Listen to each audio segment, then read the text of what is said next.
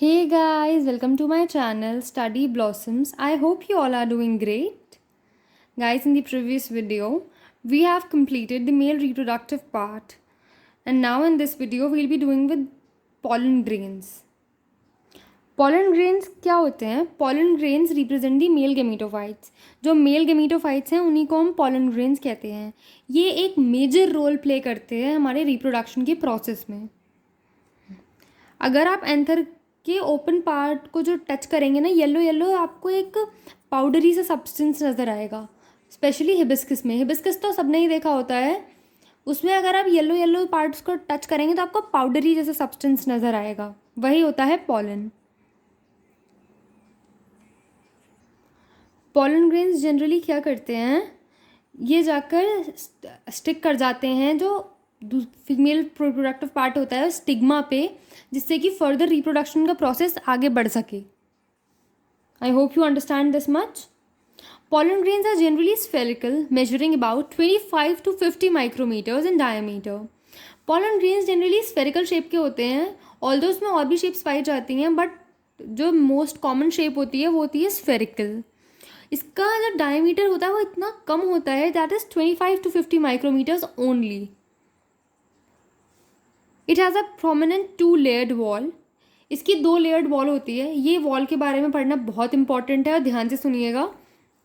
The hard outer layer called the exine is made up of sporopollenin. इसमें 2 layers होती हैं, एक होती है एक्साइन, दूसरी होती है इंटाइन. जो एक्साइन होती है वो बनी होती है स्पोरोपोलेनिन. स्पोरोपोलेनिन जो मटेरियल होता है ना गाइस, वो hardest organic material ever known है. मोस्ट रेजिस्टेंट है वो किसी भी चीज़ के लिए, बीट भी हीट, कोल्ड और एल्कली और एनी थिंग लाइक दैट. बहुत ही रेजिस्टेंट मटेरियल है स्पोरोपोलेनिन. ये आपको बिल्कुल अच्छे से याद करनी है ये बात कि एक्साइन जो बनी होती है वो हमारी बनी होती है स्पोरोपोलेनिन की. It can withstand high temperatures, strong acids and alkali. कुछ भी ये विदस्टैंड कर सकता है. It's very resistant material. No enzyme that degrade sporopollenin is so far known. इसमें यही लिखा है कि कोई ऐसा अब तक हमारे पास एंजाइम नहीं है जो स्पोरोपोलेनिन को डिग्रेड कर सके. Pollen grain exine has prominent apertures called germ pores. जो हमारी pollen grain की एक्साइन होती है वो हर जगह से ऐसी नहीं है कि पूरी स्पोरोपोलेनिन की बनी है. कहीं कहीं इसमें जगहें भी छूटी हुई होती हैं जिसे हम कहते हैं germ pores. जो ये germ pores होते हैं इनका काम क्या होता है, इनका काम सिंपली इतना होता है कि जब pollen grains हमारे डिहाइस आउट हों, मतलब जब बर्स्ट आउट होंगे ये, तब इनको निकलने के लिए जो जगह चाहिए वो जर्म पोर्स प्रोवाइड करते हैं. जर्म पोर्स के थ्रू ही हमारा पॉलन आफ्टर बर्स्टिंग बाहर निकलता है. I hope you understand. Pollen grains are well preserved as fossils because of the presence of sporopollenin. Pollen grains को हम एज फॉसिल भी प्रिजर्व कर सकते हैं क्योंकि वो स्पोरोपोलेनिन की बनी होती है. उस पर किसी भी चीज़ का कोई फ़र्क नहीं पड़ता. It is the most resistant organic material ever known. The exine exhibits a fascinating array of patterns and designs.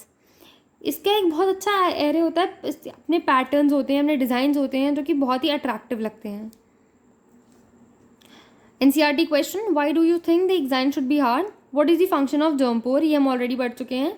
Exine hard इसलिए होनी चाहिए क्योंकि वो जो प्लांट जो पॉलन ग्रेन होता है हमारा, उसकी वो एक प्रोटेक्टिव लेयर होती है और प्रोटेक्टिव लेयर को हार्ड होना ही इम्पॉर्टेंट है, जिससे वो जो भी बाहर की चीज़ें हों जैसे कि high temperature, strong acid, alkali या ऐसा कुछ भी, तो उसको वो विदस्टैंड कर पाए. और जर्म पोर का फंक्शन मैंने आपको बता ही दिया है कि जब पॉलन ग्रेन बर्स्ट होते हैं तो जर्म पोर्स के थ्रू ही वो बाहर आते हैं. The inner wall of the pollen grain is called the intine. जो उसकी इनर वॉल होती है उसे हम कहते हैं इंटाइन, जो कि बनी होती है सेल्यूलोज और पेक्टिन की.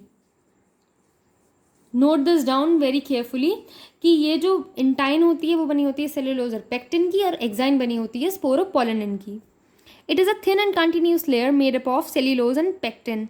ये बहुत थिन और कंटिन्यूस लेयर होती है. इसमें कोई ऐसी आपके पास अपर्चर्स नहीं होंगे, ये कंटिन्यूस होगी. The cytoplasm of pollen grain is surrounded by plasma membrane. जो इसका साइटोप्लाज्म होता है pollen grain का, वो सराउंडेड होता है by a plasma membrane. When the pollen grain is mature, it contains two cells. जब हमारा पॉलन मच्योर हो जाता है तो उसके पास दो सेल्स आ जाते हैं, the one is vegetative and the other one is generative. इसके बारे में भी आपको पढ़ना बहुत इंपॉर्टेंट है। The vegetative cell is bigger and has abundant food reserve and a large irregularly shaped nucleus. जो आपको इसमें सिर्फ जो डिफरेंसेस है ना वो आप याद कर लें तो आपको बहुत ईजी हो जाएगा। जैसे कि वेजिटेटिव सेल बड़ा, छोटा वाला generative. The vegetative cell is bigger and has abundant food reserve and a large irregularly shaped nucleus. इसमें abundant food reserve प्रेजेंट होता है वेजिटेटिव में और एक इरेगुलर शेप का न्यूक्लियस होता है प्रेजेंट, जो कि साइज में काफ़ी बड़ा होता है in comparison to the generative cell. The generative cell is small and floats in the cytoplasm of the vegetative cell. Generative cell इसके कंपैरिजन में बहुत छोटा होता है और इसके साइटोप्लाज्म में फ्लोट करता है। आप इसी बात से समझ जाएं कि इसके अगर साइटोप्लाज्म में फ्लोट कर रहा है तो वो छोटा ही होगा। It is spindle shaped with dense cytoplasm and nucleus. ये स्पिंडल शेप्ड का होता है जिसमें एक डेंस सा साइटोप्लाज्म प्रेजेंट होता है और एक छोटा nucleus. In over 60% of angiosperms pollen grains are shedded its two cell stage. जो ये दो सेल स्टेज होती है, एक वेजिटेटिव एक जनरेटिव वाली, कई में ऐसा देखा जाता है ऑलमोस्ट अबाउट 60% प्लांट्स ऐसे हैं जिसमें ये सिर्फ टू सेल स्टेज तक ही होता है। तो बाकी कितने बचे? 40% जो हमारे प्लांट्स होते हैं वो जाते हैं 3 सेल स्टेज तक। ये भी हम इसी चैप्टर में फर्दर डिस्कस करेंगे। In the remaining species, the generative cell divides mitotically to give rise to the male gametes before pollen grains are shed. Pollen grains के shed होने से पहले ही मेल गैमीट का फॉर्मेशन होता है, उसी को हम कहते हैं 3 cell stage. Pollen grains of many species cause several allergies and bronchial afflictions in some people, often leading to chronic respiratory disorders such as asthma, bronchitis, etc. Pollen grains जो होते हैं वो सीवियर एलर्जीज भी cause कर सकते हैं, जैसे कि ब्रोंकियल एफ्लिक्शंस। कुछ लोगों में क्या होता है, पॉलन ग्रेन्स एलर्जीज कर देते हैं, जैसे कि chronic respiratory disorders, asthma, bronchitis, ये जो होते हैं ये पॉलन ग्रेन्स की वजह से होते हैं। ये it may be mentioned that parthenium और carrot grass that came into India as a containment with imported wheat has become ubiquitous in occurrence and causes pollen allergy. इसमें हमें ये क्या बता रहे हैं कि पार्थेनियम या फिर हम जिसे हम कहते हैं कैरेट ग्रास, वो इंडिया में पहले आती थी as a containment with imported wheat के साथ, जिसने पॉलन एलर्जी कॉज करी है लोगों में। I hope this much is clear to you. Next, pollen grains are rich in nutrients. It has become a fashion in recent years to use pollen tablets as food supplements. जो हमारी pollen tablets होती हैं उनको लोग as a food supplement भी use करते हैं क्योंकि वो न्यूट्रिएंट रिच होती हैं बहुत। In western countries large number of pollen products in the form of tablets and syrups available in the market. Western countries में ये बहुत देखा जाता है कि जो टैबलेट्स सिरप्स की फॉर्म में अवेलेबल होता है पॉलन हमारे पास, जैसे कि हमारे एनसीईआरटी में डायग्राम भी दे रखा है, इसमें आप देख सकते हैं bee pollen cream, the energy shake of pollen, bee pollen tablets. Pollen consumption has been claimed to increase the performance of athletes and race horses. ये इसलिए भी खाई जाती हैं क्योंकि जो एथलीट्स और रेस हॉर्सेस की परफॉर्मेंसेज हैं उनको और बेहतर बनाने के लिए और इंक्रीज करने के लिए उनकी एनर्जी, इसलिए उन्हें पॉलन ग्रेन्स का कंजप्शन कराया जाता है।